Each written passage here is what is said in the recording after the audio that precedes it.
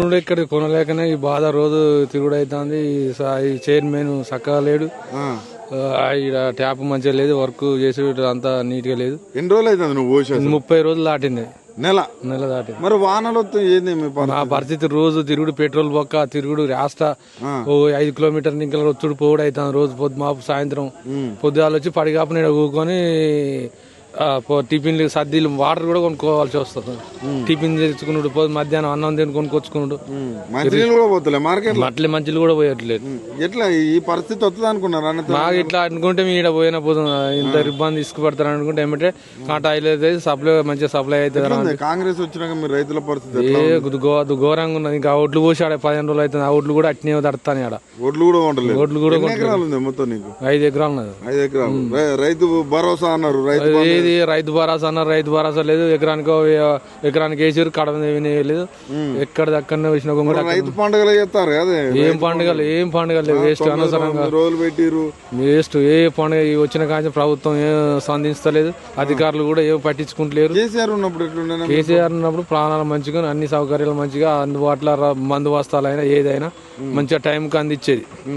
ఏది ఇప్పుడు పండిద్దామంటే యూరియా అయ్యారు, యూరియా లేకర గోస. అప్పుడు యూరియా కాపడి కాపులు, సీరియల్ పోలీసుల కాపుల, అట్లా దారుణం. ప్రతి ఒక్కటి ఇట్లా లేదు. ఎప్పుడైనా ఫోన్ చేస్తే ఆటోడు కిరాయిలే అట్లా సిటీ రాసి ఇస్తే ఆటోడు ఆ షాప్ కి ఇస్తే పేరు ఫోన్ చేస్తే వేసుకొని వచ్చేది. అట్లా ఆడిది పడిగాపులు. రైతు వచ్చి కూకోవాలి, ఓటీ వనరా, ఇది అన్ని ఆన్లైన్ సిస్టమ్ అని అంతా కథలు చేస్తారు.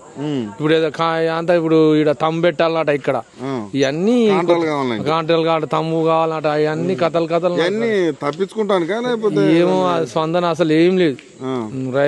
రైతునైతే గోస పెడతారు. ఏమనుకున్నట్లు ఎట్లుంది పరిస్థితి? ఈ పరిస్థితి అంటే మనం న్యాయం చేస్తాడు. మనం కాంగ్రెస్ ప్రభుత్వం అనుకున్న గతం రాజశేఖర రెడ్డి ఉన్నప్పుడు, పాలన ఉన్నప్పుడు మంచిగా నడిచింది కాంగ్రెస్. అప్పుడు మార్పు మంచిగా వచ్చింది.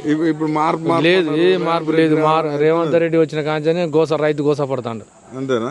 మళ్ళీ వేస్తారా ఓట్లు? ఇక మళ్ళా చెప్తూని కొట్టుకోవాల్సింది. అంత పరిస్థితులు అంత పరిస్థితులు అంటే రాజులు చేస్తాడు కదా, ఏడ రాజులు చేస్తాడు. మమ్మల్ని ఇట్లయినా రోజు రాజులు చేసుడు.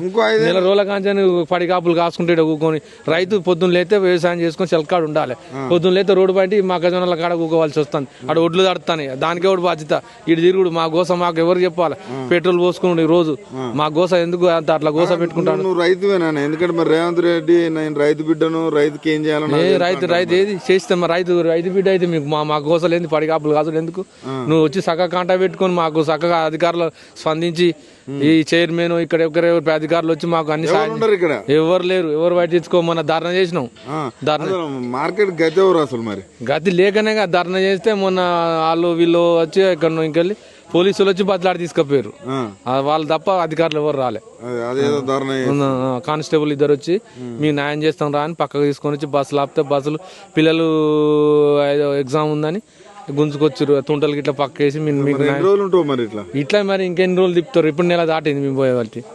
కాంటలు కాలేదు, బత్తాలు ఇవ్వలేదు, ఇదే తిరుగుడు అవుతుంది.